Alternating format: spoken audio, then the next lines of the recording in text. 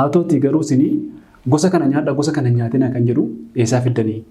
Foon, hanqaaquu yookaan qilleensa jennu sana jechuudha. Lukkuu fi kan kana fakkaatan aannan dhadhaa kan qaban. Bu'aawwan beeladaa kan ta'an nyaachuu hin qabdani. Kunis argama karaa ishee kanaatti hiikkatani. Qurxummii malee. Foon nyaadhaa qurxummii malee. Jechuun maal jechuudha? Foon nyaadhaa qurxummii garuu foon hin nyaatinaa dhiifama.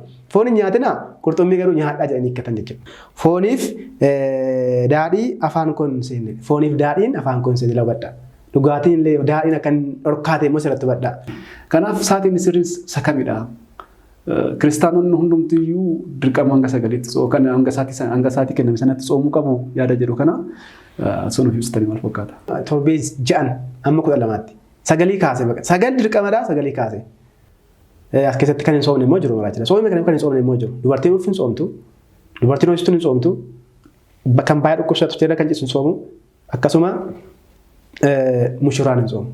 Keessumatti iyyuu dhaggeeffataan keenya tokko karaa saanduqa yaadaa kan isaan nuuf kennanii maalidhaa namni tokko fakkeenyaaf yeroo soomaa kana keessatti jedhu ogeessi fayyaan sababa dhukkubaadhaan nyaatota soomaaf dhorkaman kana yoo ajajee